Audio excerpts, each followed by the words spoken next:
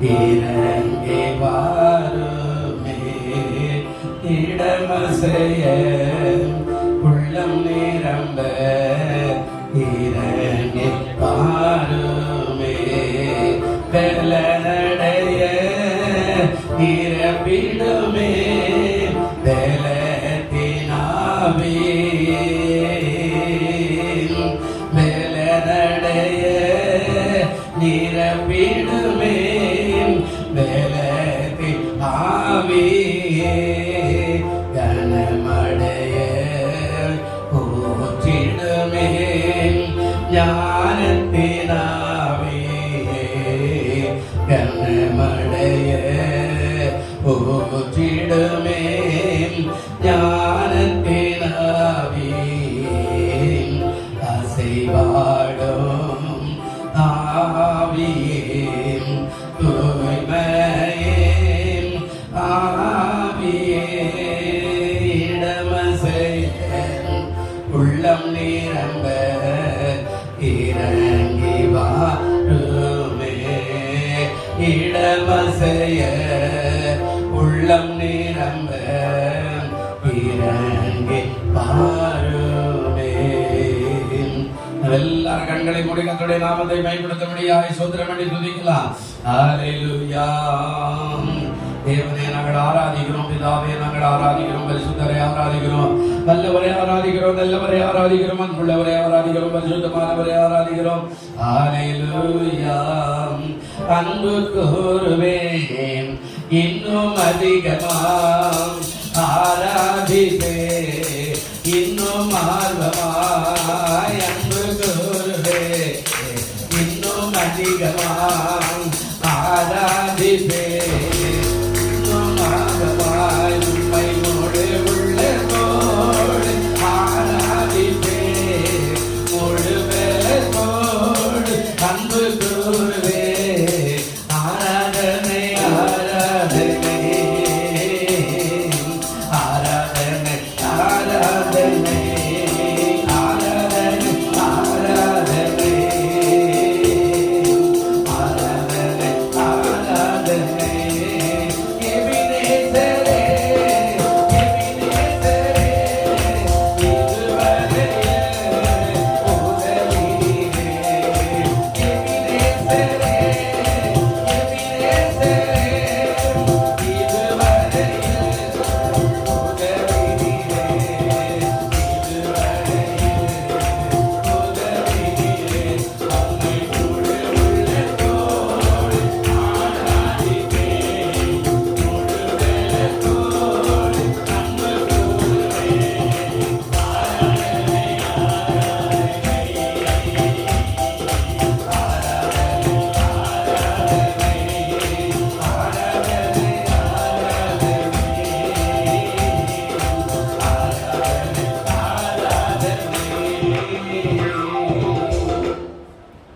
நல்ல பிதாவே, இந்த குமாரனாகிய இயேசு கிறிஸ்துவின் நாமத்தில் நம்முடைய சமூகத்தில் நாங்கள் வந்திருக்கிறோம்.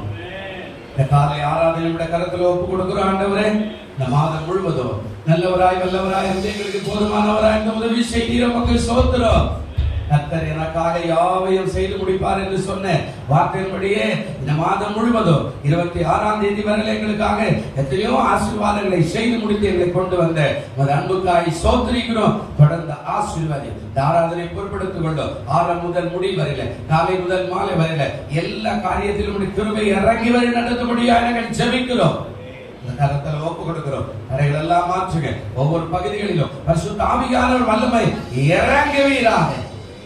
கடைகள் எல்லாம் மாற்றி கொண்டு பிள்ளைகளை துரிதமாய் கொண்டு வரும்படியாய் ஜெபிக்கிறோம். பார்த்துக்கொள்ளும் இயேசு கிறிஸ்துவின் நாமத்தில் வேண்டிக் கொள்ளுகிறோம் எங்கள் ஜீவனுடைய நல்ல பரலோக பிதாவே. ஆமென் ஆமென்.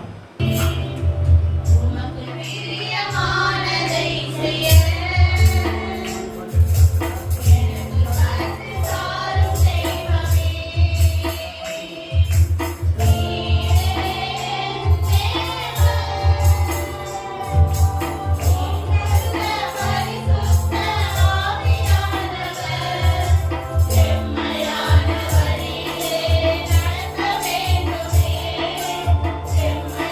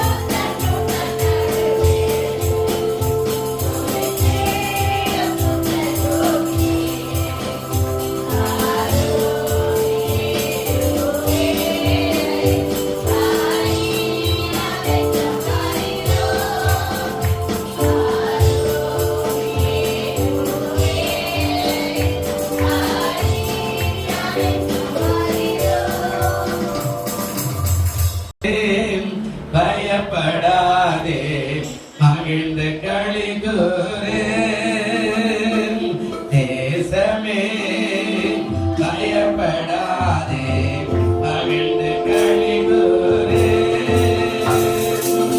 கேதை கடந்து நம் நடுவில் பெரிய காரியம் செய்திடுவார். சொல்லுங்க.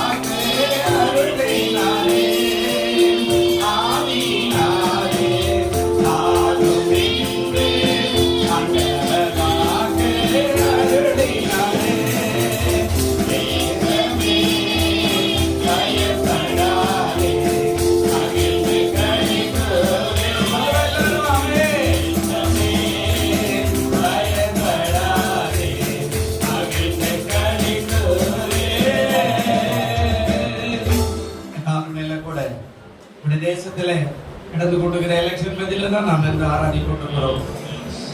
நேற்று 6வது கட்ட தேர்தல், பொழுது 7வது கட்ட தேர்தலுக்கு நடுவில் நிற்கிறோம். பிரியமானதை நாம் ஆராதிக்கும் போது அற்புதங்களை செய்ய ஆண்டவர் வல்லவராக இருக்கிறார். எல்லாரும் வாய்ந்த சோதனை பண்ணி துதிக்கலாமா? ஹல்லேலூயா. எல்லாரும் பின்னாடி நிக்கிறவங்க எல்லாரும் சோதனை பண்ணிக்கல, துதிக்கல, வேடிக்கை பார்க்க வேண்டாம். கண்ணை வேடிக்கை பார்க்கறதுக்கு ரோட்ல போய் நின்னா எத்தனையோ பேர் போறாங்க வராங்க, அவங்களும் பார்த்துக்கலாமே. ஆலயத்தில் வரும்போது பயபக்தியோடு கூட ஆண்டவரை நோக்கி பார்க்கணும். அப்படி பலிபீடத்துக்கு முன்பாக நின்று என்னுடைய நாமத்தை நாம் மேம்படுத்தும்படியாக எல்லாரும் ஹல்லேலூயா. எல்லாரும் சோதனை பண்ணி துதிக்கலாம். கர்த்தர் நல்லவர், இம்மட்டுமாய் கிருபை செய்கிறவர், வல்லவர், நல்லவராயிருந்து உதவி செய்து கொண்டிருக்கிறவர்.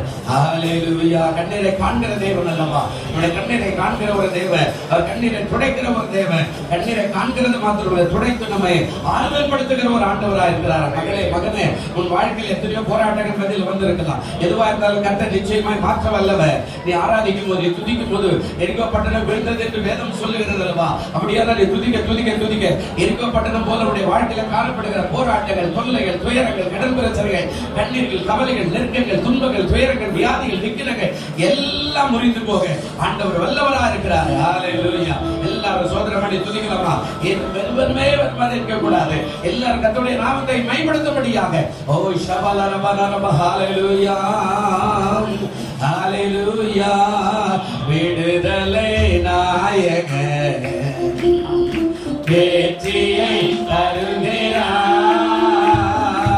எனக்குள்ளே இருக்கிறார். என்ன ஆனந்தம். எல்லாம் கை தட்டி சொல்லுங்க. விடுதலை வெற்றியை தருகிறார், எனக்குள்ளே இருக்கிறார். என்ன ஆனந்தம். நான்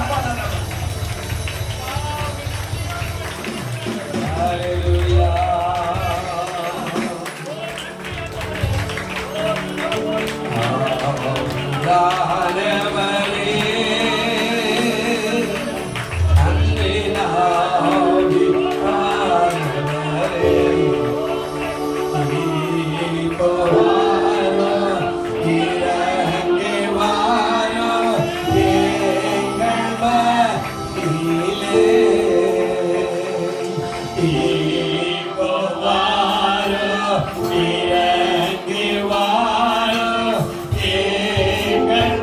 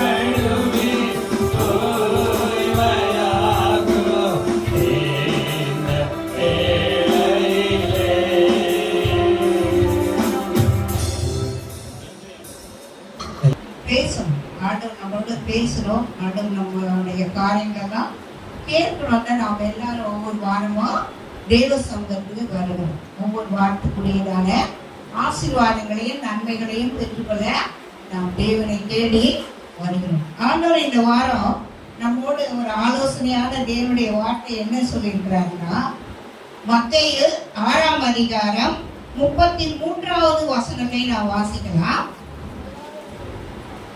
மத்தேயு 6ஆம் அதிகாரம் 33வது வசனம். முதலாவது தேவனுடைய ராஜ்யத்தையும் அவருடைய நீதியையும் தேடுங்கள், அப்பொழுது இவைகள் எல்லாம் உங்களுக்கு கூட கொடுக்கப்படும். ஆண்டவர் என்ன சொல்றாருன்னா, முதலாவது யார் தேட சொல்றாரு? தேவனுடைய ராஜ்யமும் அவருடைய நீதியையும் தேட சொல்றாரு. தேவனுடைய ராஜ்யம், நீதி.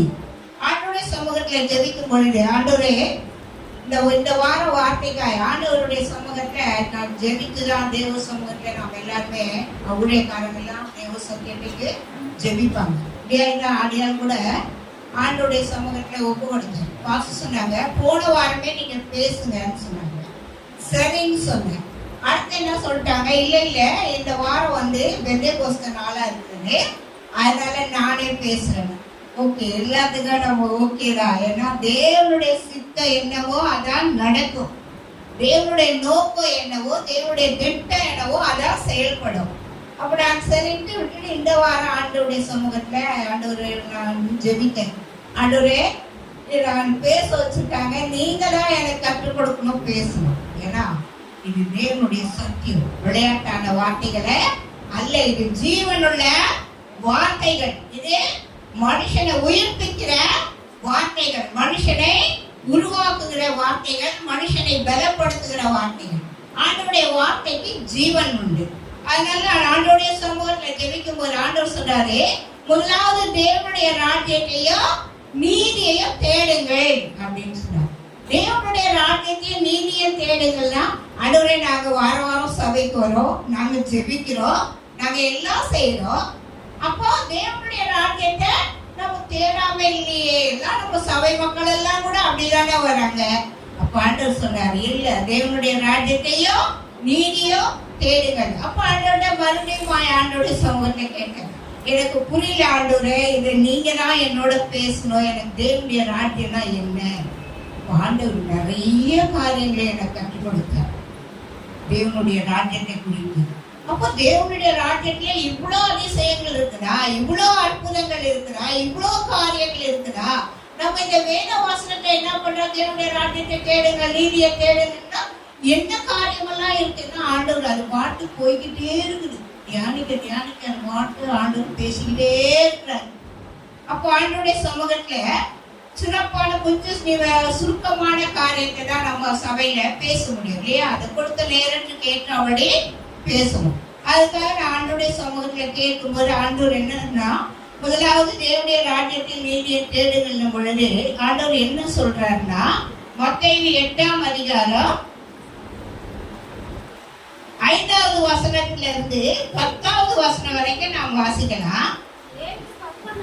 இயேசு கப்பர்நகூமில் பிரவேசித்து நூற்றுக்கு அதிபதி ஒருவன் அவனிடத்துல வந்து, ஆண்டவரே, என் வேலைக்காரன் வீட்டிலே தீவிரவாதமாய் கிடந்த கொடிய வேதனைப்படுகிறான் என்று அவரை வேண்டிக் கொண்டான். அதற்கு இயேசு, நான் வந்து அவனை சுஸ்தமாக்குவேன் என்றார். நூற்றுக்கு அதிபதி பிரதியுத்தரமாக, ஆண்டவரே, நீர் என் வீட்டுக்குள் பிரவேசிக்க நான் பாத்திரன் அல்ல, ஒரு வார்த்தை மாத்திரம் சொல்லும், அப்பொழுது என் வேலைக்காரன் சுஸ்தமாவான். நான் அதிகாரத்துக்கு கீழ்பட்டவராய் இருந்தும் எனக்கு கீழ்பட்டிருக்கிற சேவகரும் உண்டு. நான் ஒருவனை போ என்றால் போகிறான், மற்றவனை வா என்றால் வருகிறான், என் வேலைக்காரன் இதை செய் என்றால் செய்கிறான் என்றார். இயேசு இதை கேட்டு ஆச்சரியப்பட்டு நோக்கி, இஸ்ரவேலுக்குள்ளும் நான் இப்படிப்பட்ட விசுவாசத்தை காணவில்லை என்று மெய்யாகவே உங்களுக்கு சொல்லுகிறேன். ஆண்டவர் ஏன் இந்த காரியத்தை ஆண்டவர் வந்து என்ன சொல்றாருன்னா, அந்த 100க்கு அதிபதியை பார்த்து ஆண்டவரே ஆச்சரியப்படுறாரு. ஆண்டவர் ஆச்சரியப்படுற அளவுக்கு அவர் சொன்னார்னா, அப்ப அவருக்குள்ள தேவனுடைய ராஜ்யம் இருக்கு. அப்ப ஆண்டவரை அவர் அவ்வளோ விசுவாசித்து இருக்கிறார். ஆண்டவரை அவர் அவ்வளோ நம்பி இருக்கிறார். ஆண்டவரை அவர் அவ்வளவோ பெரிய தேவன் என்பதை அதிகமாய் விசுவாசித்து இருக்கிறார். இப்போ நாம் கேட்டு தேவனுடைய சமூகத்துல இதை தியானிக்கும் பொழுது ஆண்டவர் சொல்றார். அப்ப அவரை சொல்றாரு, அவரை குறிச்சு ஆண்டவரே சிலரை குறிச்சு சாட்சி சொல்லுவார். வேதத்துல நீங்க வாசிச்சீங்கன்னா ஆண்டவர் சில காரியங்களை குறிச்சு சிலரை குறிச்சு சாட்சி சொல்லுவார். இவங்க எப்படிப்பட்டவங்க, இவங்க இப்படி செய்யறவங்க, இவங்க இவ்வளவு நல்ல சாட்சி உள்ளவங்க, இவங்க தேவனுடைய காரியத்துல அற்புதமா செய்வாங்க. நிறைய நீங்க பைபிள் படிக்க தான் அது நமக்கு நிறைய புரிய. ஆண்டவர் எல்லாரையும் குறிச்சு தெளிவா பேசக்கூடிய தேவன். அப்ப ஆண்டவர் இங்க என்ன சொல்றாருன்னா, அந்த 100க்கு அதிபதியை குறித்து ஆச்சரியப்படுறார். இஸ்ரவேல்ல இப்படிப்பட்ட ஒரு மனுஷனை நான் பார்க்கவே இல்லையே. உனக்கு இவ்வளவு பெரிய விசுவாசம் இருக்குதே, என்னை குறித்த காரியம் உன்னிடத்துல இவ்வளவு அற்புதமா இருக்குதே. ஏன் அவர் சொல்றாரு, நீ என் வீட்டுக்கு வராத, இங்க இருந்தே சொல்ல ஆண்டவரே, அவன் பிழைச்சிருவான். அப்ப நமக்குள்ள அந்த விசுவாசம் வேணும் இல்லையா? நமக்குள்ள அந்த விசுவாசம் அதிகமா வேணும். அப்பதான் நான் நினைச்சேன், ஏன் ஆண்டவரே பாராட்டுறாரு 100க்கு அதிபதிய? அப்ப அவனுக்குள்ள தேவ ராஜ்யம் இருக்குது. அப்ப அதான் ஆண்டவர் சொல்றார், தேவராஜ்யம்னா இயேசு கிறிஸ்து தான் தேவராஜ்யம். ஆண்டவர் தான் தேவராஜ்யம். ஆண்டவரை தான் நாம் தேடணும். ஆண்டவர் சொல்றாரு, அனுதினமும் என்னை தேடு, நான் உனக்கு பிறகு எல்லாம் கூட கிடைக்கும். முதலாவது தேவனுடைய ராஜ்யத்தை தேடு, அவருடைய நீதியை தேடு, அப்ப நான் எல்லாம் கூட கொடுக்கிறேன்.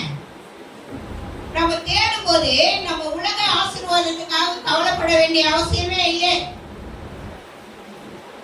நம்ம விசுவாசத்தோட ஆண்டவருக்குள்ள இருக்கிறோம்னு சொன்னா உலக ஆசீர்வாதங்களுக்கு நாம கவலைப்பட வேண்டியதில்லை. அதுதான் ஆண்டவர் இங்க சொல்றாரு. 100க்கு அதிபதிக்கு ஆண்டவரை குறிச்சு அவ்வளோ ஒரு விசுவாசம் தெரிஞ்சிருக்குது. 100க்கு அதிபதிக்கு அவ்வளோ ஒரு தேவ மகிமை அவரை குறித்து அறிந்து வைத்திருக்கிறார். அதான் சொல்றார், நீ என் வீட்டுக்கு வராத, நான் பெரிய அதிகாரி தான். நான் ஒருத்தரை போனா எனக்கு போய் வேலை செய்ய வேலைக்காரன் இருக்கிறான், வானா வருவான். உலகத்துல நான் அந்த அதிகாரம் உடையவனா இருக்கிறேன். ஆனாலும் அதை விட தேவன் பெரியவரா இருக்கிறேன். நீர் என் வீட்டுக்கு வர வேண்டாம் ஆண்டவரே, ஒரே ஒரு வார்த்தை சொல், இங்க இருந்தே சொல்லுங்க ஆண்டவரே. எவ்வளவு பெரிய விசுவாசம்! அப்ப நமக்குள்ள அந்த விசுவாசம் வரணும் இல்லையா? சபைக்கு வரோம், ஜெபிக்கிறோம், தேவனை தேடுறோம், எல்லாம் செய்யறோம். ஆனா நிலையான விசுவாசம் நமக்குள்ள இல்ல. நிலையான விசுவாசம் இல்ல. கொஞ்ச நேரம் விசுவாசிக்கிறோம், கொஞ்ச நேரம் ஆடுறோம் இல்லையா?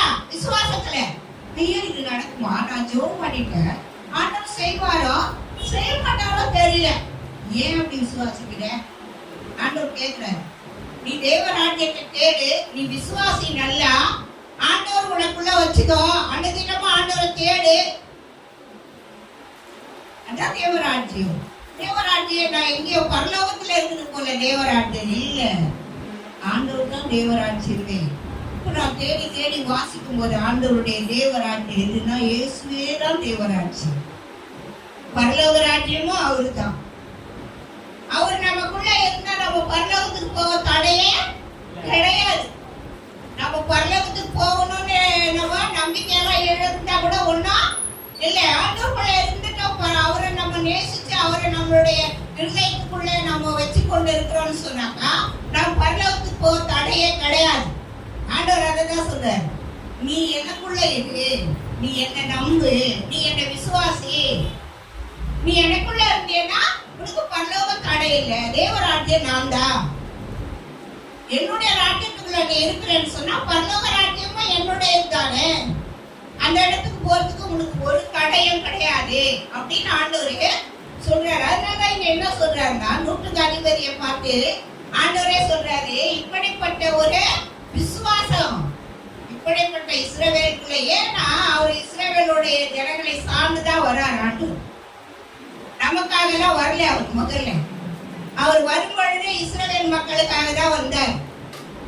அப்ப இஸ்ரவேல் மக்களுடைய விசுவாசத்துக்கோ, இஸ்ரவேல் மக்கள் பண்ண பாடு, இஸ்ரவேல் மக்கள் வழி போன காரியங்கள், அதற்காக தான் ஆண்டவர் வந்தார். அதற்கு அப்புறம் தான் ஆண்டவரே இஸ்ரவேல் ஜனங்களை விட புறஜாதியார் அதிகமா நேசிக்க ஆரம்பிச்சிட்டாங்க. நம்மளெல்லாம் அவங்கள விட அதிக பங்கு இப்ப நமக்கு தான் இருக்கு, புறஜாதியாருக்கு தான் இருக்குது. நிறைய பங்கு நமக்கு தான் வச்சிருக்காரு. அதை நாம் புரிந்து கொள்றதே இல்லை, அதை ஆண்டவரை நாம் அறிந்து கொள்றதே இல்லை. அப்படிப்பட்ட ஒரு விசுவாசம் நமக்குள்ள வரணும். அப்படிப்பட்ட விசுவாசத்துக்குள்ளே நாம இருக்கணும். நாம் விசுவாசிந்தா போயிடும் இல்லையா? நம்ம இங்க வந்தவங்க எல்லாரும் விசுவாசித்தானே, விசுவாசித்து தானே இன்னைக்கு வந்திருக்கிறோம். நான் போனோம் இன்னைக்கு சபைக்கு, நாம் இன்னைக்கு ஆராதனைக்கு போய் ஆகணும். வெயிலா இருந்தாலும் பரவாயில்ல, பலவீனமா இருந்தாலும் பரவாயில்ல, எந்த சபை நல்லா அப்படியே ஹீட்டா ஏறதா இருந்தா கூட பரவாயில்ல, நான் இன்னைக்கு ஆண்டவரை ஆராதிக்கிறேன். அதையும் ஆண்டவர் என்ன சொல்றேன்னா, இன்னும் நீ அதிகமா விசுவாசி. அப்போ நூற்றுக்கு அதிபதியை கேட்டு அதுதான் சொல்றாரு ஆண்டவர். அவருடைய விசுவாசத்தை பத்தி சொல்றாரு. நான் தான் தேவராட்டியோ, என்ன தேடு, அனுதினமும் தேடுன்றாரு. இன்னைக்கு வந்துட்டியா, இன்னைக்கு ஜெபம் முடிஞ்சிடுச்சு, இன்னைக்கு ஆராதனைக்கு போயிட்டு வந்துட்டேன், நாளையில இருந்து உலக பிரகாரமான காரியம் இல்ல. ஆண்டவர்ன்றாரு, அனுதினமும் என்னை தேடுங்க, அனுதினமும் என்னை விசுவாசிங்க, அனுதினமும் என்னை கூப்பிடுங்க, அனுதினமும் உங்க அருகாமையிலே என்னை வச்சுக்கங்க அப்படின்னு. அப்ப அதை நாம விட்டுடுறோம். வாரத்தோட வாரம் வந்துட்டு ஜெபம் பண்றோம், விசுவாசியா இருக்கிறோம். மறுநாள் திங்கக்கிழமையில இருந்து என்ன பண்றோம், ஆட்டோமேட்டிக்கா உலகத்துக்குள்ள கடந்து போயிடும். ஆண்டவர் என்ன, உலகத்துல போ, நம்ம உலகத்துல தான் இருக்கிறோம், ஆனாலும் நம்ம தேவ ராஜ்யத்தை விட்டுறக்கூடாதுன்றாரு ஆண்டவர். தேவ ராஜ்யத்துக்கு கீழ்பட்டு இருங்க, தேவ ராஜ்யத்துக்குள்ள இருங்க, தேவனுடைய அன்புக்குள்ள இருங்க, தேவனுடைய நீதிக்குள்ள இருங்க, தேவனுடைய சமாதானத்துக்குள்ள இருங்க, தேவனை விட்டு வழியை போகாதீங்க அப்படின்னு. அதுதான் தேவனுடைய ராஜ்யத்தின் நீதியா தேடுங்கள் அப்படின்னு சொல்றாரு. அதற்கான காரியத்தை கேட்கும் மட்டும் ஆண்டவரே நூற்றுக்கு அதிபதியை காண்பித்தார். நூற்றுக்கு அதிபதிக்குள்ள எவ்வளவு பெரிய விசுவாசம் பாருங்க. நம்மள என்ன செய்வோம், ஆண்டவர் வந்து என் வீட்டுக்குள்ள என்னதாம்பா எனக்கு நம்பிக்கையே வரும் சொல்றோம் இல்லையா? நம்ம விசுவாசம் அப்படிதான். பாஸ் வந்து ஜெபம் பண்ணாதானே விடுதலையாகும். அவர் எங்க வராரு எங்க வீட்டுக்கு? பாஸே வரவாடா, இங்க இருந்து ஜெபம் பண்ணிட்டு நமக்காக பாஸ்ட். நம்ம விசுவாசம் தான் நம்மளே ஜெயிக்கிற ஜெயம். சொல்லுங்க, என்ன ஜெயம்? விசுவாசம் தான். நமக்குள்ள இருக்கிற விசுவாசம் தான் நமக்கு ஜெயம். ஆண்டவர் சொல்றாரு, நல்ல விசுவாசமான காரியத்தை செய்யுங்க. அப்ப அந்த நூற்றுக்கு அதிபதி சொல்லிட்டாரு, நீங்க வீட்டுக்கே வராதீங்க ஆண்டவரே, இங்க இருந்தே சொல்லுங்க. அப்ப ஆண்டவர் எங்க இருந்து சொன்னாலும் என்ன நடக்கும்? நம்ம நினைக்கிறது நடக்கும் இல்லையா? எங்க இருந்து நம்ம ஜெபம் பண்ணாலும் ஆண்டவரே கேட்பாரு. அதுக்கு முன்னெல்லாம் வந்து தேவாலயம் போய் ஜெபிப்பாங்க, மற்ற இடங்களுக்கெல்லாம் போக மாட்டாங்க. ஆனா ஆண்டவர் சொல்வாரு, யோவானுடைய சுவிசேஷம் 4ஆம் அதிகாரத்துல வரும்போது சொல்வார், அந்த ஸ்திரீக்கு பிதாவை தொழுது கொள்ளும் காலம் எங்கும் தொழுது கொள்ளும் காலம் வருகிறது அப்படின்னு சொல்றாரு. அப்ப ஆண்டவர் அடிக்கப்பட்டு உயிர் தேர்ந்ததுனாலதான் நம்ம என்ன செய்யறோம், எல்லா இடத்துலயும் ஆண்டவரை பத்தி அறிவிக்கிறோம். எல்லா இடத்துலயும் நின்று ஜெபிச்சாலும் ஆண்டவர் கேட்பாங்க. புரியுதா? பஸ் ஸ்டாண்ட்ல நின்று கூட நம்ம ஒரு ஊழியர், நம்ம வந்து ஒரு வேலைக்காக போறோம், ஒரு இன்டர்வியூக்காக போறோம், ஒரு காலேஜுக்காக போறோம், ஒரு படிப்புக்காக போறோம், ஒரு வேலைக்காக போறோம். நீ ஜெபம் பண்ணு, ஆண்டவரே இது உனக்கு சித்தமானா இது எனக்கு கிடைக்கட்டும். உனக்கு ஆசைதான், நீ இதைத்தான் நம்பியே போற. ஆண்டவர் தெரியும், ஆண்டவர் நம்முடைய உள்ளத்தை பத்தி தெரியும், நீ எதுக்காக இந்த விசுவாசத்தோட போற. ஆனாலும் கொஞ்சம் நம்ம என்ன செய்யணும், ஆண்டவர்கிட்ட கேட்கணும். ஆண்டவரே நான் போறேன், உங்களுக்கு சித்தமான காரியத்தை எனக்கு செய். இந்த வேலைக்கு போறேன், உங்களுக்கு சித்தமான வேலை கிடைக்கட்டும் ஆண்டவரே, உங்களுக்கு சித்தமான இந்த காலேஜ் எனக்கு கிடைக்கட்டும். ஆண்டவர் அதான் சொல்றாரு, என்னை கேளு, என்னை கேளு, நான் உனக்கு செய்றேன். அப்ப நம்ம ஆண்டவரை தேடி நாம் கேட்கும் பொழுது ஆண்டவர் நமக்கு எல்லாவற்றையும் செய்ய வல்லமையுள்ள தேவனாய் இருக்கிறார். நமக்குள்ள விசுவாசமானது தேவ ராஜ்யம் சொல்றாரு. உனக்குள்ள எவ்வளவு விசுவாசம் இருக்குதோ அவ்வளவு நீ தேவ ராஜ்யத்துக்குள்ள இருக்கிற. உனக்குள்ள எவ்வளவு காரியம் அந்த ஆண்டோடைய காரியம் உள்ளத்துல உனக்குள்ள இருக்கிறதோ, பரிசுத்த ஆவியானுடைய கிரியைகள் இருக்கிறதோ, உன்னுடைய வல்லமை அபிஷேகம் உன்னோடு இருக்கிறதோ, அப்ப நீ ஆண்டோடைய ராஜ்யத்துக்குள்ள இருக்கிறேன் அப்படின்னு சொல்றாரு.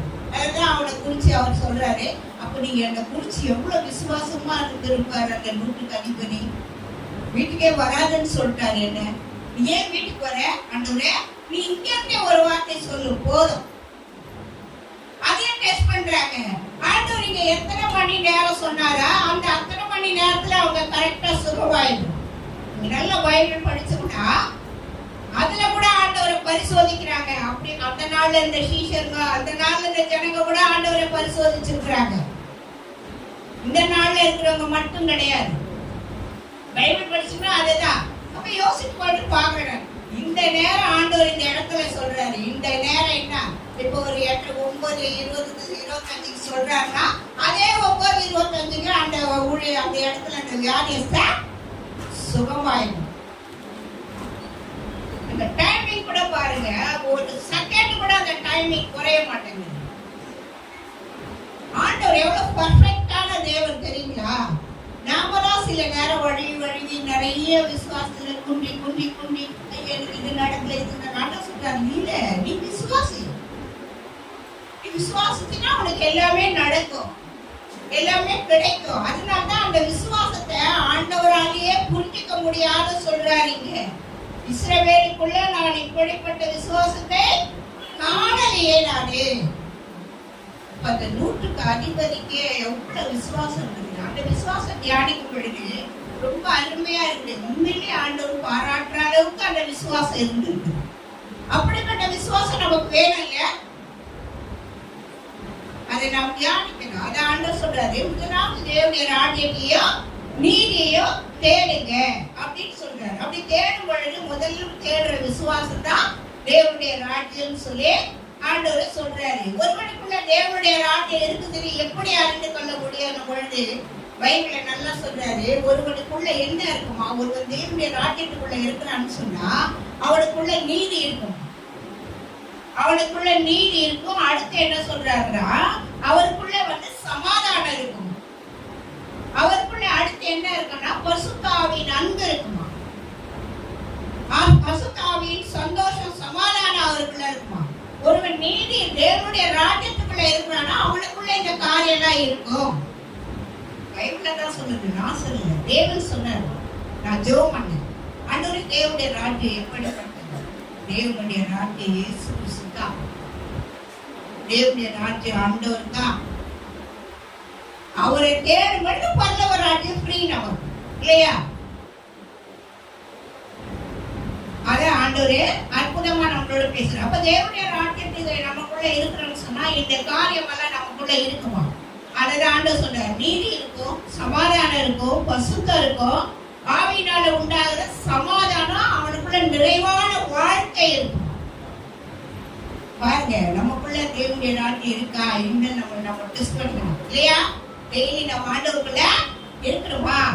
நம்ம வழி விலகி போகிறோமா? ஆண்டவருடைய ராஜ்யம் நமக்குள்ள இருக்குதா? நமக்குள்ள சந்தோஷம் இருக்குதா? சமாதானம் இருக்குதா? நீதியோட இருக்கிறோமா? பரிசுத்த ஆவியின் சந்தோஷத்துல இருக்கிறோமா? ஆண்டவர் என்ன சொல்றாரு? தேவனுடைய ராஜ்யம்னா அதான் தேவனுடைய ராஜ்யம். அப்ப முதலாவது தேவனுடைய ராஜ்யத்தை நீதியை தேடுங்கள், பிறகு எல்லாம் கொடுக்கப்படும். அப்ப நீ என்னையே தேடி வாழும் பொழுது, எனக்குள்ளே நீ நிலைத்திருக்கும் பொழுது, எனக்காகவே நீ விசுவாசித்து வாழும் பொழுது இந்த உலக ஆசீர்வாதங்கள் தானா கிடைக்கும். கூட கிடைக்கும். கூட கிடைக்கும்னா என்ன? கூட கிடைக்கும்னா அளவுக்கு மிஞ்சி கிடைக்கும். ஒரு பொருள் வாங்குறோம், ஒரு இடையில சராசரி என்ன செய்யறோம், நிறுத்து 100 கிராம்னா 100 கிராம் தான் போடுவோம் இல்லையா? கூட போடுனா என்ன செய்வான்? அதுக்கப்புறம் அவனா விருப்பப்பட்டா 2, 3 எடுத்து போடுவான். சரிதான். அதுதான் நமக்கு அந்த நிறைவோட வாங்கினது ஆசீர்வாதமா தெரியல. அவன் கூட போட்டாங்க, அதுதான் நமக்கு ரொம்ப சந்தோஷமா இருக்கும் இல்லையா?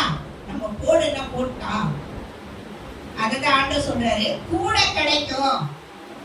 இருக்கிற ஆசீர்வாதத்திலயும் அதிகமான ஆசீர்வாதம் கிடைக்க உனக்கு அப்படின்னு சொல்றாரு. அப்ப நமக்குள்ள அந்த விசுவாசம் இருக்கணும். அவன் எவ்வளவு அதிசயமா அவன் வந்து ஆண்டவரை சொல்லும்போது ஆண்டவரே ஆச்சரியப்படுறாரு. அப்படிப்பட்ட ஒரு விசுவாசமா உனக்குள்ள, அப்படிப்பட்ட தேவ ராஜ்யமா உனக்குள்ள சொல்றான். ஆண்டவரே நீ சொல்லு ஆண்டவரே, ஒரே ஒரு வார்த்தை சொல்லு. நீ அங்க வந்து கை வச்சு ஜெபம் பண்ணி அவன் கிட்ட போய் அவன் பாடைய தொட்டெல்லாம் நீ எழுப்ப வேண்டியவே வேணாம் ஆண்டவரே.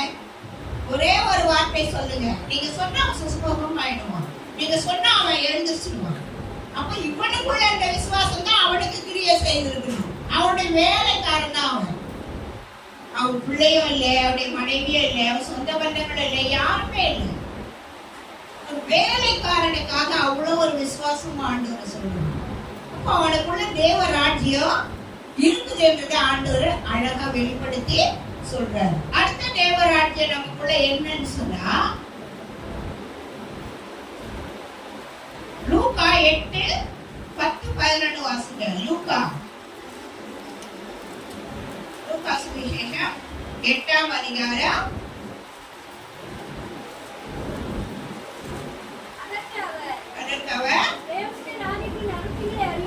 அறியும்படி உங்களுக்கு அருளப்பட்டது மற்றவர்களுக்கோ கண்டும் காணாதவைகளாகவும் கேட்டும் உணராதவர்களாக இருக்கத்தக்கதாக அவைகள் உவமைகளாக சொல்லப்படுகிறது. அந்த உவமையின் கருத்தாவது தேவனுடைய வசனம். இதை தேவனுடைய வசனம் சொல்றாரு. அடுத்த தேவ ராஜ்ய வசனம். அவர் என்ன சொல்றாருன்னா வசனத்தை குறிச்சு சொல்றாரு. ஒரு எஜமான் போய் விதைக்கிறான். அதுல வந்து 4 காரியம் வரும். நல்ல இந்த முள்ளில விதைக்கப்பட்டவன், வழியருகே வதைக்கப்பட்டவன், பாறைகளுக்குள்ள விதைக்கப்பட்டவன் இல்லையா? அந்த உவமை நமக்கு எல்லாருக்கா நல்லா தெரியும். ஆண்டவர் சொல்றார். அப்ப ஆண்டவர் என்ன சொல்றார் கடைசியானா நல்ல நிலத்தில் விதைக்கப்பட்டவனை சொல்றார். நல்ல நிலத்துல விதைக்கப்பட்டவனிடத்துல வசனம் அவனுக்குள்ள இருக்குமா? அப்ப நம்ம யாரா இருக்கிறோம்? நல்ல நிலத்தில் விதைக்கப்பட்ட விதைகளாய் தான் இருக்கிறோம். நல்ல நிலத்தில் விதைக்கப்பட்டவங்க என்ன இருக்குமானா வசனம் இருக்குமா? அவனுக்குள்ள அந்த விதை என்ற வசனம் முளைக்கும். அது எப்படி பலன் கொடுக்கும் சொல்றாரு பாருங்க 15ல. நல்ல நிலத்தில் விதைக்கப்பட்டவர்கள் வசனத்தை கேட்டு அது உண்மையும் நன்மையுமான இருதயத்திலே காத்து பொறுமையுடனே பலன் கொடுக்கிறவர்களாய் இருக்கிறார்கள். ஒருவன் விளக்கை கொளுத்தி அதை ஒரு பாத்திரத்திலே மூடவும் மாட்டான், கட்டிலின் கீழே வைக்கவும் மாட்டான். உள்ளே பிரவேசிக்கிறவர்கள் அதன் வெளிச்சத்தை காணும்படிக்கு அதை விளக்கு தண்டின் மேல் வைப்பான். அது ஏன் கீழே அதை சொல்றாரு விளக்கு தண்டுனா, வசனத்தோட இருக்கிறவங்க தேவனுடைய வார்த்தையை இருதயத்துல வைத்து நடக்கிறவங்க மற்றவர்களுக்கு வெளிச்சமாரா இருப்பாங்க. மற்றவர்களுக்கு இருளா இருக்க மாட்டாங்க. மற்றவர்களுக்கு வெளிச்சமா தான் இருப்பாங்க. அவங்கள வந்து மரக்கால் அதாவது விளக்க கொண்டு கட்டில் கீழெல்லாம் வச்சா இருட்டா இருக்குமா வெளிச்சம் அடிக்குமா? இப்பதான் வந்து நிறைய லைட் எல்லாம் வந்துருச்சு. இப்ப பிறந்த ஜெனரேஷனுக்கெல்லாம் விளக்கு எப்படி இருக்கோ எங்க வைக்க அதெல்லாம் நமக்கு தெரியாது. ஆனா எங்க காலத்துல இருக்கும் பொழுதெல்லாம் இந்த மாதிரி விளக்கெல்லாம் கிடையாது. இந்த மாதிரி விளக்கெல்லாம் நாங்க பார்க்கவே இல்லை. விளக்கு என்ன செய்வாங்கன்னா மண்ணெண்ணெய் ஊத்தி தான் கொளுத்தி வைக்கணும். அதை என்ன செய்வாங்கன்னா 4 மணிக்கெல்லாம் அந்த விளக்கை கிளீன் பண்ணி எண்ணெய் ஊத்தி ரெடி பண்ணிடணும். ஏன்னா 5 மணிக்குள்ள என்ன ஆயிடும்? இருட்டாயிடும். இப்ப என்ன பண்றோம்? பகல்ல கூட இந்த வெளிச்சம் எரியுது. அப்பெல்லாம் அப்படி கிடையாது. இயற்கையின் வெளிச்சத்துலதான் இருந்தோம். இயற்கையினுடைய காற்றுல தான் இருந்தோம். இப்படிப்பட்ட ஃபேன் கிடையாது, ஏசி கிடையாது, எதுவும் கிடையாது. கரண்ட் பில்ல நிறைய கட்ட வேண்டியது கிடையாது. இயற்கை தான் எல்லாமே. அப்போ கரெக்டா இருட்டுல தான் தூங்கணும். இருட்டுல தூங்கினாதான் இப்ப என்ன இருக்குதா மனுஷனுடைய சரீரத்துல தோணின்றதான ஒரு சுரப்பி வந்து இருட்டுல தான் சுரக்குமா. வெளிச்சத்தோட தூங்கினோம்னா வெளிச்சத்துல நம்முடைய சரீரத்துல அதுக்கு சுரக்காது. அது நிறைய யாருக்கு கேக்குறாங்கன்னா பெண்களுக்கு தான் கேக்குறாங்க. அது இப்ப டாக்டர்ஸ்லாம் ஆமாமா நீங்க என்ன செய்யணும், இருட்டுல தூங்கணும். இதெல்லாம் பாத்தீங்களா? இப்ப இருக்கிற கதை தான் அதெல்லாம். இது பழைய காலத்து கதை இல்லை. ஆனா பழைய காலத்துல என்ன செய்வாங்கன்னா இருட்டுல தான் தூங்குவோம். எழுந்து வெளியே போகணும் பாத்ரூம் அப்படின்னா உடனே தீப்பெட்டியோ அந்த விளக்கும் பக்கத்துலயே இருக்கும். அதை கொளுத்துவாங்க, கொளுத்தி கையில எடுத்துட்டு தான் வெளியில வரும். அப்ப அதை என்ன செய்வாங்கன்னா ஒரு ரூம் ஃபுல்லா வெளிச்சம் அடிக்கணும்னு சொன்னா அதை கொளுத்தி கீழே எல்லாம் வைக்க மாட்டாங்க. அதுதான் இங்க பைபிள்ல சொல்லுது. கட்டில் கீழவோ மறைவிடங்களோ வைக்க மாட்டாங்க. கொஞ்சம் உயரத்துல வச்சாதான் வீடு ஃபுல்லா வெளிச்சம் அடிக்கும் அப்படின்னு அப்போ செய்வாங்க. நாங்கெல்லாம் சின்ன பிள்ளைங்களா இருக்கும்போது அதுதான் செய்வாங்க. விளக்க கொளுத்தி கண்டின் மேல் வை. கண்டின் மேல்னா இப்பெல்லாம் நிறைய அழகழகா கட்டுறாங்க. அப்பெல்லாம் கிடையாது. சிமெண்ட்ல ஒரு துண்டு சுவர் வீட்டுல மண்ணுல கட்டி வச்சிருப்பாங்க. அந்த சுவர் மேலதான் வைப்பாங்க அந்த வெளிச்சம் அடிக்கிறதுக்காக. அப்போ வசனம் அவனுக்குள்ள இருந்தா அவ்வளோ வெளிச்சமா இருப்பான். மனுஷனுக்குள்ள வசனம் இருந்துச்சுன்னா அவன் பிரகாசமா இருப்பான்னு பைபிள்ல சொல்றாரு ஆண்டவர். அவன் நல்ல நிலத்துல விதைக்கப்பட்ட விதைன்னு சொல்றாரு. நல்ல நிலத்துல விதைக்கப்பட்ட விதை. முள்ளுகளுக்குள்ள விதைக்கப்பட்டவனும் கிடையாது, கட்பாறைக்குள்ள விதைக்கப்பட்டவனும் கிடையாது, வழி அருகே விதைக்கப்பட்டவனா கிடையாது. அவங்களாம் என்ன ஆயிடுவாங்க பைபிள் இருக்குது. அதெல்லாம் இப்ப நமக்கு அவசியம் இல்லை. நமக்கு நல்ல நிலத்தில் விதைக்கப்பட்ட விதை தான் வேணும். நாம என்ன செய்யணும்? நல்ல நிலத்தில் விதைக்கப்பட்ட விதையா இருக்கணும். வசனம் நமக்குள்ள இருந்தா நம்ம எல்லாத்தையும் ஜெயிக்கலாம். தேவனுடைய வார்த்தை நமக்குள்ள இருந்தா எல்லாவற்றையும் ஜெயிக்கலாம், ஜெபிக்கலாம். ஜெபிக்கும் பொழுது வசனத்தோட ஜெபிக்கணும். நான் ரட்சிக்கப்பட்ட புதுசுல எனக்கு வசனத்தோட ஜெபிக்க தெரியாது. என்னோட இன்னொரு சகோதரி நான் என்ன பண்ணுவோம், ஜெபிக்க கூட்டணியா தான் போவோம். அப்ப ஜெபிக்கும் பொழுது ரட்சிக்கப்பட்ட புதுசுல அந்த சகோதரி நிறைய வசனம் சொல்லி சொல்லி சொல்லி ஜெபம் பண்ணுவாங்க. எனக்கு தெரியாது. நான் பக்கத்துல உட்கார்ந்து ஜெபத்துக்கு நான் ஜெபிக்கிறேன் நிறுத்திட்டு கேட்பேன். இப்ப மட்டும் எப்படி ஆண்டவரே வசனத்தை சொல்லி சொல்லி ஜெபிக்கிறாங்க, எனக்கு தெரியலையே. இப்படியே கேட்டுக்கிறேன் நான் ஆண்டவரை. எனக்கு தெரியலையே ஆண்டவரே, இவங்க மட்டும் நல்ல வசனத்தை சொல்றாங்க, ஒவ்வொன்றுக்கும் வசனம் சொல்றாங்க. இந்த வசனத்தெல்லாம் இது மாதிரி நான் எப்போ ஆண்டவரே கற்றுக்கொண்டு ஜெபிக்க போறேன். இதை நான் கேட்டவனா உண்மையா சொல்றேன். ரட்சிக்கப்பட்ட புதுசுல எனக்கு வசனத்தை பத்தி தெரியாது.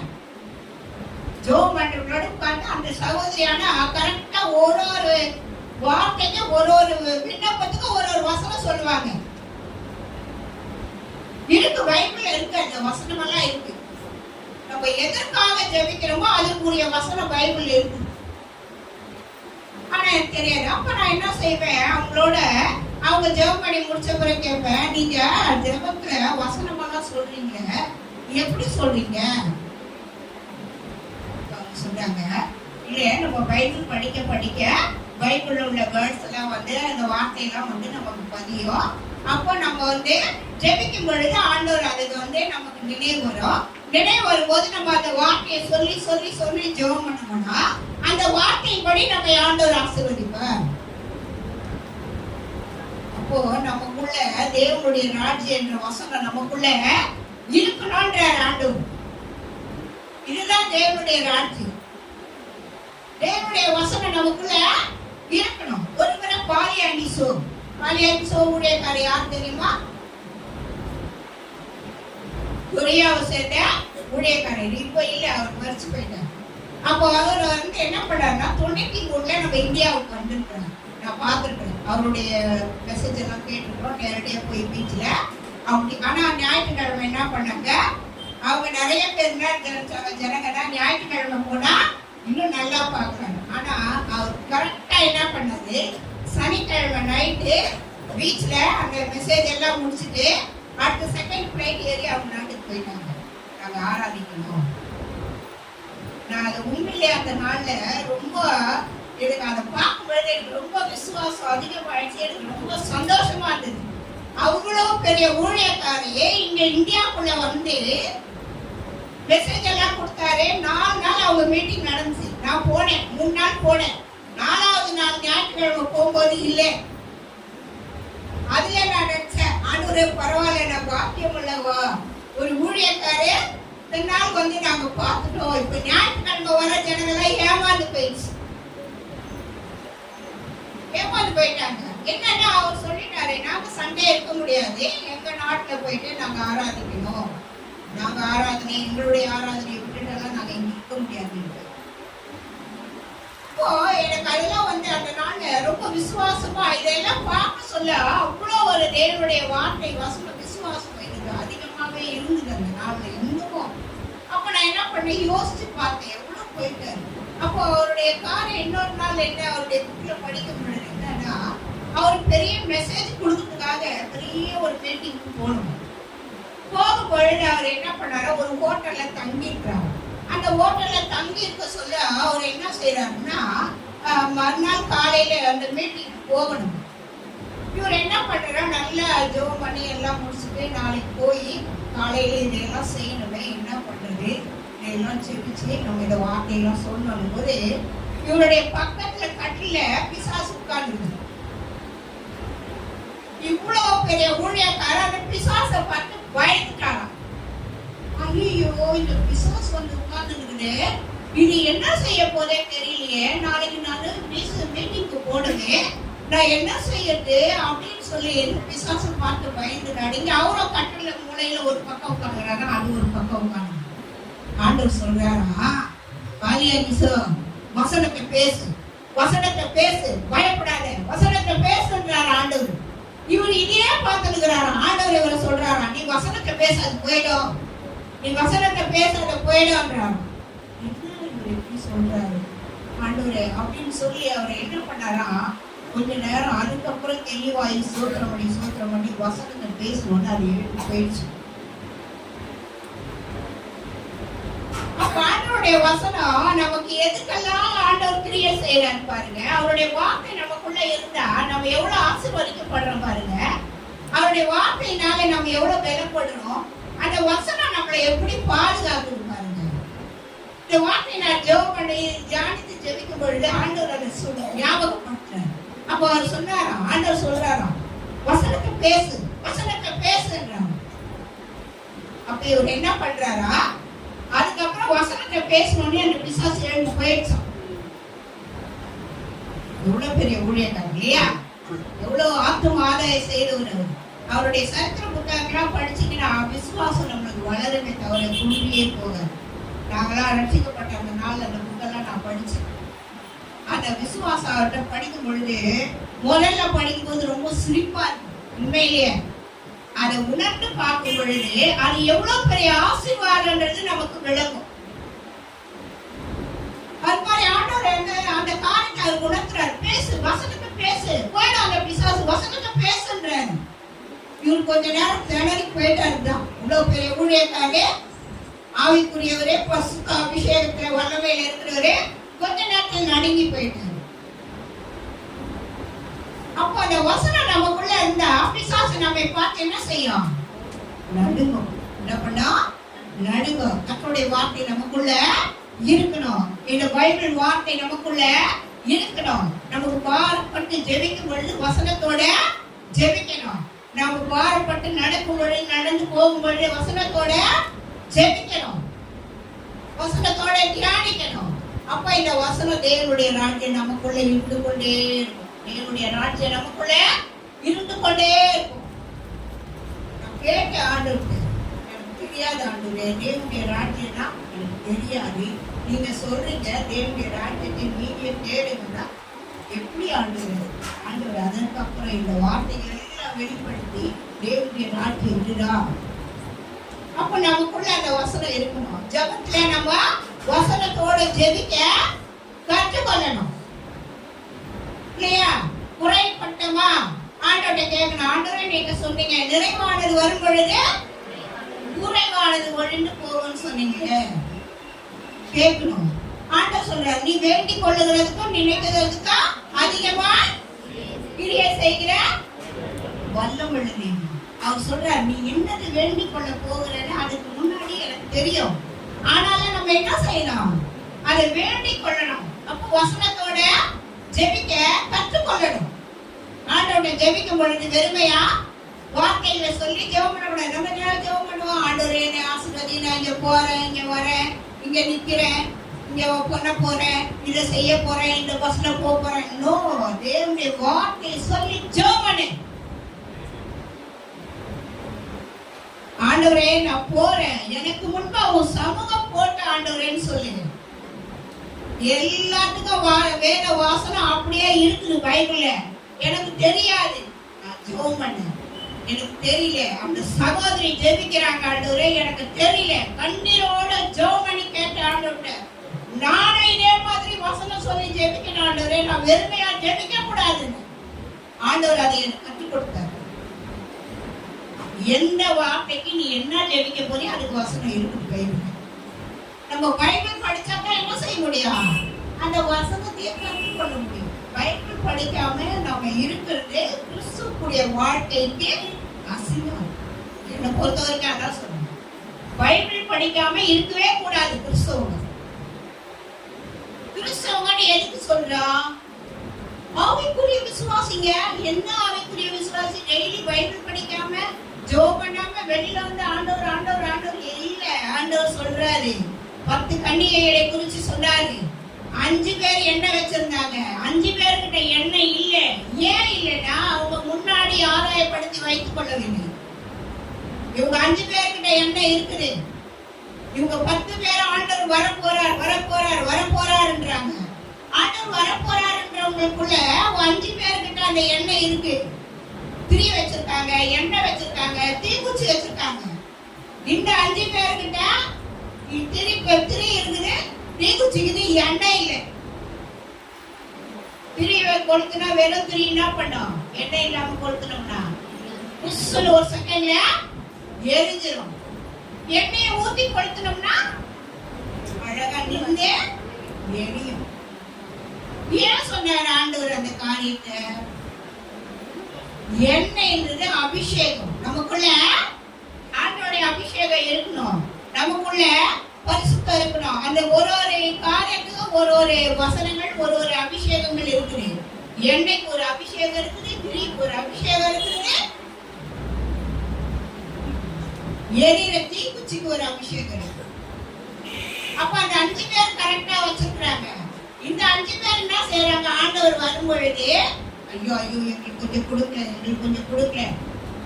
அவங்க சொல்றாங்க, நாங்க இது உங்களுக்கு கொடுக்க முடியாது, நீங்க போய் கடையில வாங்கிக் கொள்ளுங்கன்றாங்க. அந்த 5 பேர் எண்ணெய் தீக்குச்சி எல்லாம் வச்சிருந்தவங்க ஆண்டவரோட போயிட்டாங்க. இந்த 5 பேர் என்ன பண்ணிட்டாங்க? என்ன போயிட்டாங்க. அதுக்கப்புறம் போய் ஆண்டவரே ஆண்டவரே ஆண்டவரே ஆண்டவர் சொல்றாரு, இதுக்கு மேல உங்களுக்கு கதவு திறக்கப்படாது, கூட்டப்பட்டு போச்சு. நீ கர்த்தாவே கர்த்தாவே என்று கூப்பிட்டாலா வர முடியாது.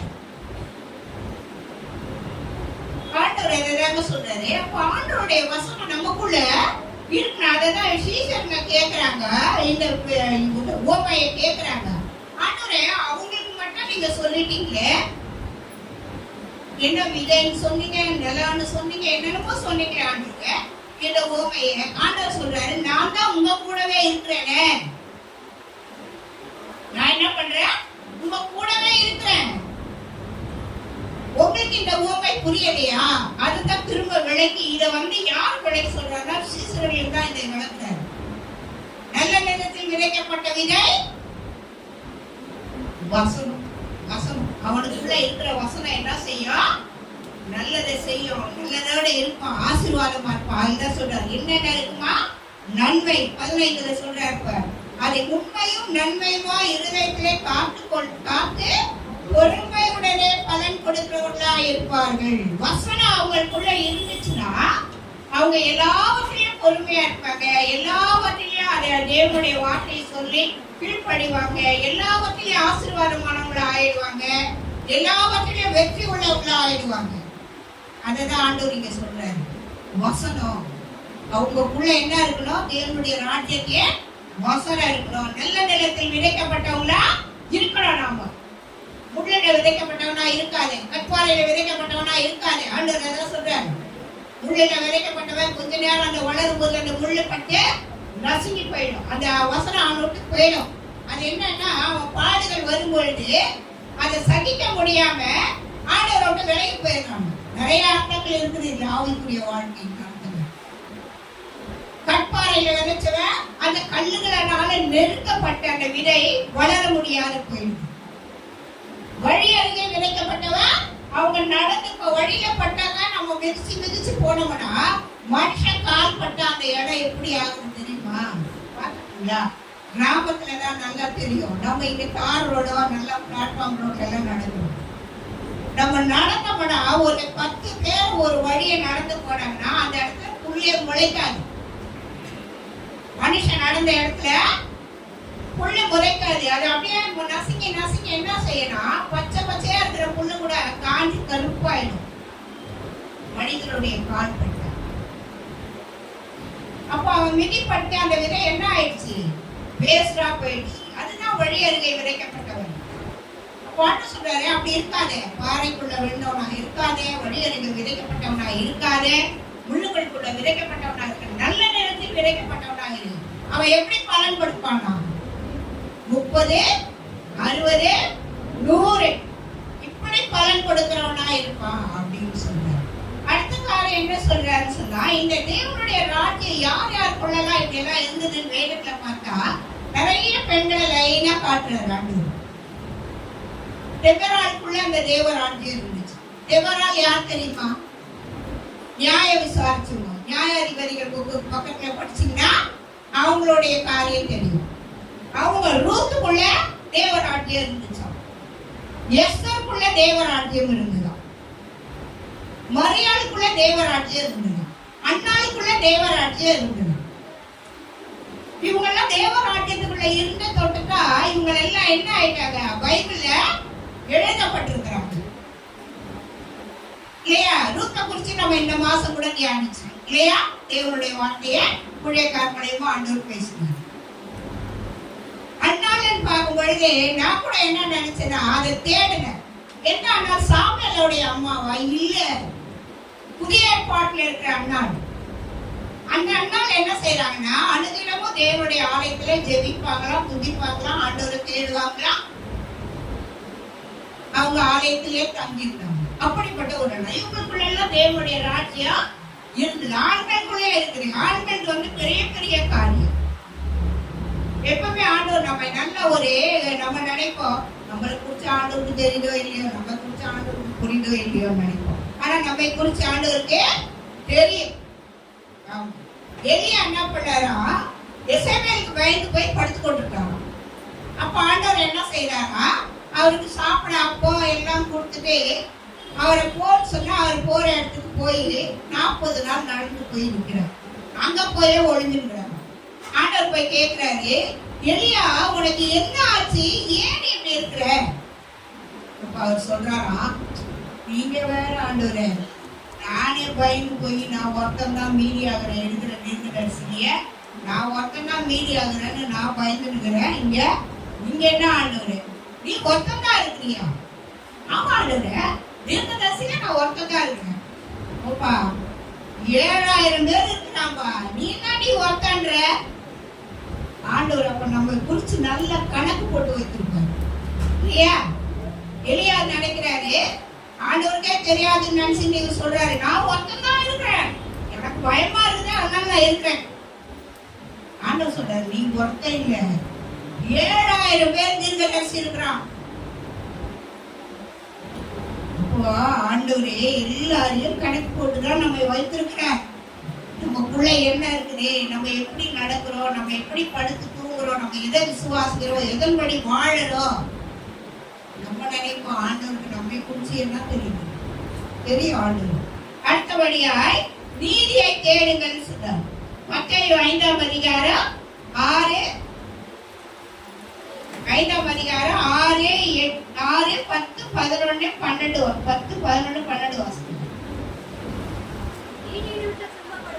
நீதி நிமித்தம் துன்பப்படுகிறவர்கள் பாக்கியவான்கள், பரலோக ராஜ்யம் அவர்களுடையது என் நிமித்தம் உங்களை நிந்தித்து துன்பப்படுத்தி பலவித தீமை மொழிகளை உங்கள் பேரில் பொய்யாய் சொல்வார்களானால் பாக்கியவான்களாய் இருப்பீர்கள். சந்தோஷப்பட்டு கறி கூறுகள் மிகுதியாயிருக்கும். உங்களுக்குள் முன்னின்ற தீர்க்கதரிசிகளையும் அப்படியே துன்பப்படுத்தினார்கள். இங்க என்ன சொல்றாருன்னா, நீதியை தேடு, நீதியை தேடு. முதல்ல என்ன சொன்னாரு? தேவனுடைய ராஜ்யத்தை தேடு, அடுத்து நீதியை தேடு அப்படின்னு சொல்றாரு. நீதியை தேடுன்னு சொன்னா, அப்ப நீதியின் நிமித்தம் துன்பப்படுறவங்க நம்மள யாரு? பாக்கியவான்கள். நீதியா ஒருத்தருக்கு உதவி செய்வோம். ஆனா அவங்க நம்மள அடுத்தபடி என்ன செய்வாங்க?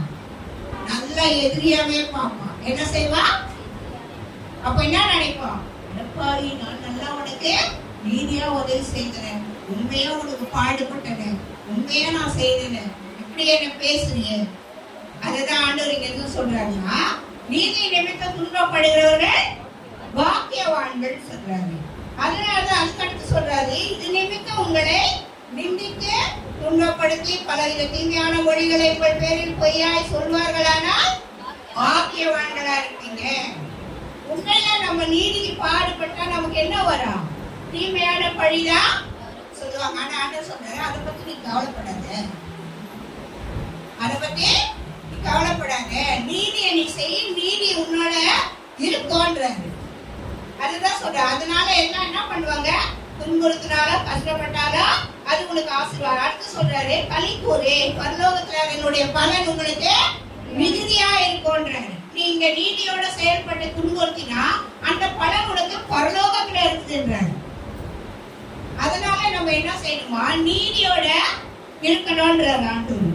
அந்த நீதியோட இருக்கும் பொழுதுதான் ஆண்டவர் நமக்கு பெரிய காரியங்களை செய்யறார். இந்த நீதியோட இருந்து துன்பப்பட்டவர் யாருன்னு சொன்னா, அப்போஸ்தலர் நடவடிக்கைகள் 6-8 வாசித்து பாருங்க. அப்போஸ்தலர் நடவடிக்கைகள் 6ஆம் அதிகாரம் 8வது வசனம் என்ன சொல்றாரு பாருங்க. விசுவாசத்தினாலும் வல்லமையினாலும் நிறைந்தவனாய் பெரிய அற்புதங்களையும் செய்தார். அப்பொழுது அதை விட்டுட்டு 10 வாசிப்பான். அவன் பேசின ஞானத்தையும் அது எதிர்த்து நிற்க அவர்களால் கூடாமல் போயிட்டு. இந்த நீதி நிமித்தம் துன்பப்பட்டவர் இந்த வேதத்துல சேவான் தான். புதிய ஏற்பாட்டு காலம். நான் நிறைய காலங்களை தியானிக்கும் போது ஆண்டவருடைய தேவராஜ்யத்தை குறித்து படிக்கும் பொழுது ஆண்டவர் எல்லாம் புதிய ஏற்பாட்டுல தான் ஆண்டவர் எல்லாத்தையும் வெளிப்படுத்துறார். புதிய ஏற்பாட்டுல நம்ம படிக்கும் பொழுது முதல் ரத்த சாட்சி சேவான் தான்.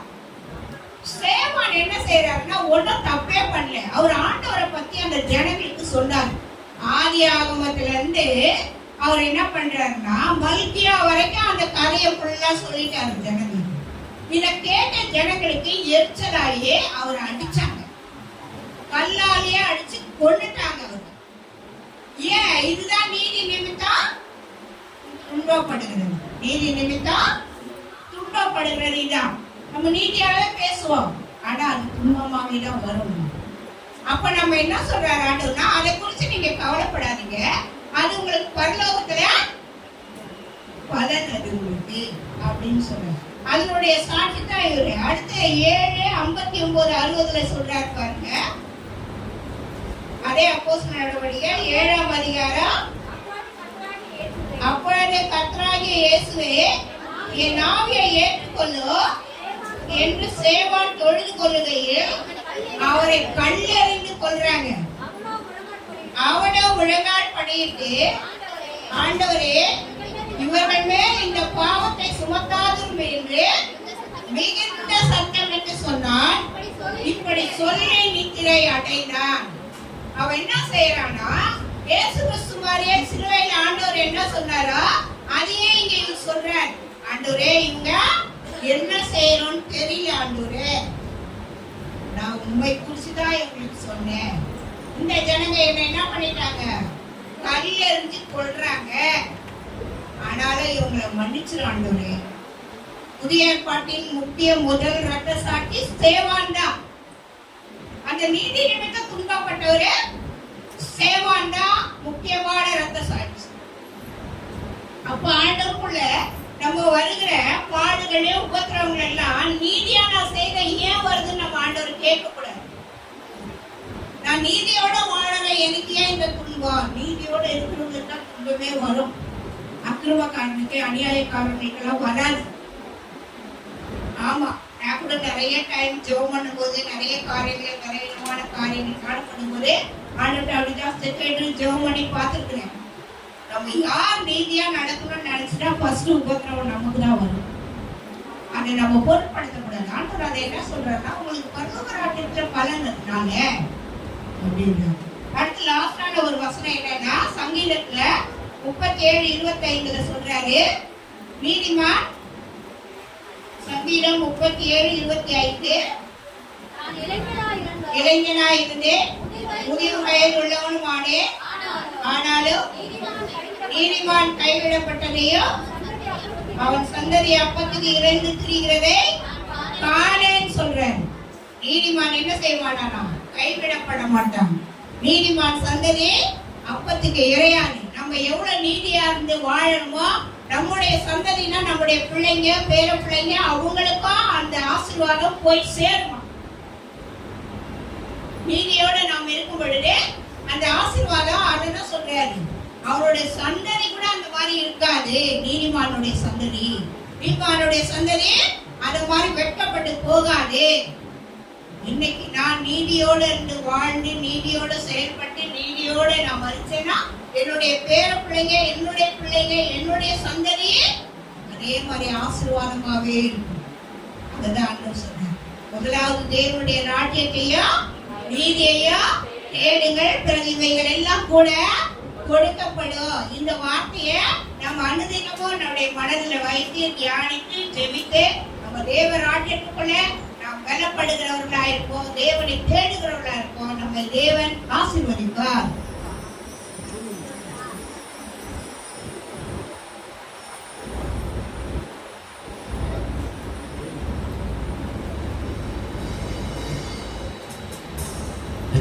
நல்ல பிதாவே, இந்த செய்தி காட்சிகளை பார்த்து கொண்டிருக்கிற கேட்டிருக்கிற இத்தனை பேரையும் ஆசீர்வதித்து பரிசுத்தாவியானவரே, என்னுடைய ராஜ்யத்தை தேடும்போது எல்லாமே கூட கொடுக்கிற கர்த்தராக இயேசுவின் நாமத்தில் வேண்டிக் கொள்கிறோம். நல்ல